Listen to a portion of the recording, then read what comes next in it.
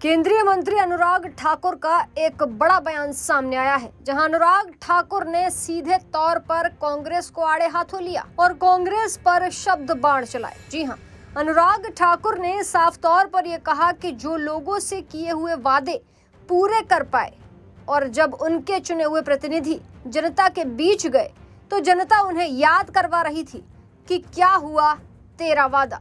बता दें कि अनुराग ठाकुर ने कहा कि कहीं ना कहीं ये झूठे वादे और झूठी गारंटी कांग्रेस पर भारी पड़ रही है। और क्या कुछ बोले केंद्रीय मंत्री अनुराग ठाकुर, चलिए आपको सुनाते हैं उन्हीं की जुबानी। जो लोगों से किए हुए वायदे पूरे न कर पाए और जब उनके चुने हुए प्रतिनिधि जनता के बीच में जाए तो जनता याद करवा रही थी क्या हुआ तेरा वादा। और कहीं ना कहीं ये झूठे वायदे, झूठी गारंटियां कांग्रेस के नेताओं पर भारी पड़ रही थी। सरकार थी या नहीं थी, एक बराबर ही थी, कुछ हुआ नहीं।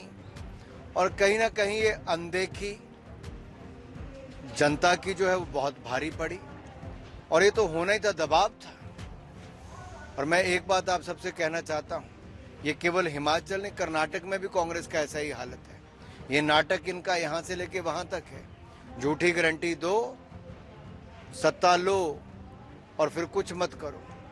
जानकारी के लिए बता दें कि लोकसभा चुनाव आने वाले हैं, जिसको लेकर राजनीति लगातार तेज होती जा रही है और आरोप प्रत्यारोप का दौर जारी है। इसी के चलते अनुराग ठाकुर ने कांग्रेस पर निशाना साधा।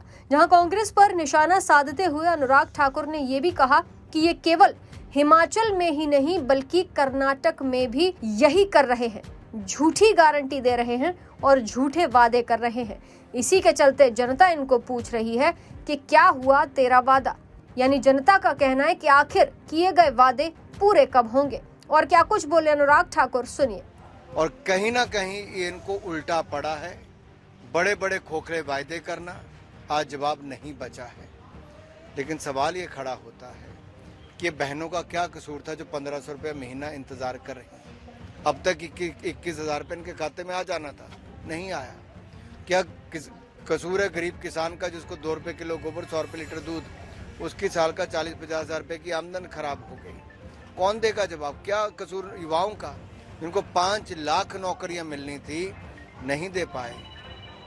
कोई सवाल का जवाब नहीं।